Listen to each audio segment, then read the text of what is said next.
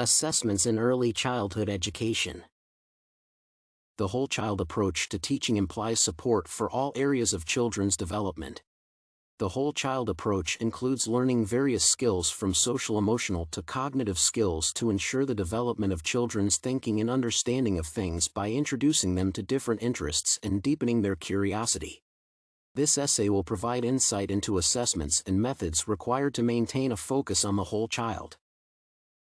Firstly, as the whole child approach implies addressing the child's needs in different spheres, the data collected from classroom assessments should be enough to point to the child's developmental process and ensure the measurements.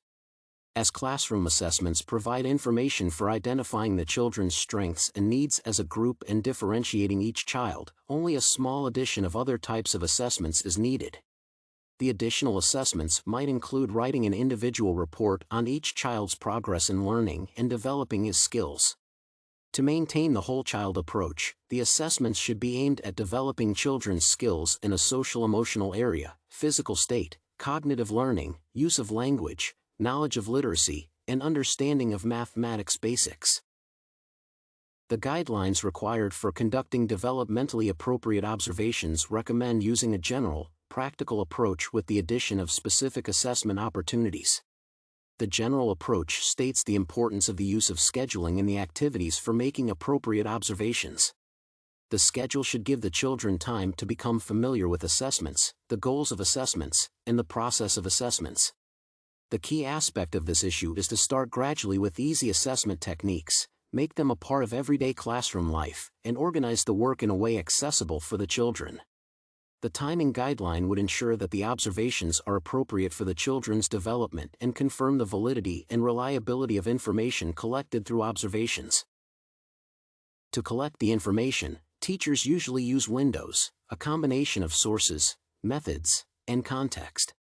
To provide effectiveness in collecting, recording, and compiling assessment data, a combination of different techniques must be applied to the teacher's work.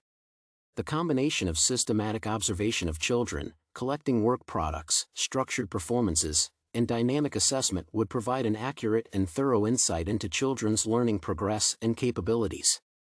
To improve the observation and teaching process, the teacher might develop and use checklists modified to fit their needs.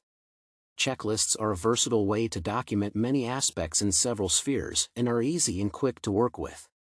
To prevent oversimplifying behavior and learning with the use of checklists, teachers may introduce the use of video recordings and photographs to use further as evidence of integration of learning. The video records could also be used by teachers to self-reflect and analyze their professional skills. The collected data and work products could form personal portfolios to demonstrate the child's unique perspectives as well as a group profile. To ensure the validity and reliability of assessments, teachers need to double-check the assessments and collect evidence. Collected samples should represent assessment subjects and be balanced in terms of the use of different methods and contexts. The information collected in the assessments should correspond to reality. Evidently, the information collected on each of the children should be consistent throughout the use of different methods, sources, and contexts. The assessments could be repeated in the same methods but using different contexts to compare the results to previous ones and make notes on each child's progress. The collected data should give detailed information on each child, his pattern of development and interests, and correspond to other children's, parents, and teachers' opinions on the child. Any inconsistency in the data should be additionally checked to identify possible concerns in the child's behavior or development progress. Maintaining a focus on the whole child is a priority in choosing tools, methods, and approaches to assessment in a kindergarten classroom. The assessments should be tailored to developing children's skills crucial for the concept of the whole child. For instance, to improve children's development in a social-emotional area, assessments should include working in groups or pairs. Physical education of children and assessments within the concept of the whole child should be aimed at a health-enhancing level of physical fitness. Furthermore, to improve the children's cognitive learning skills and use of language, tools like performance samples of storytelling, reading, or writing could be used in the classroom assessments.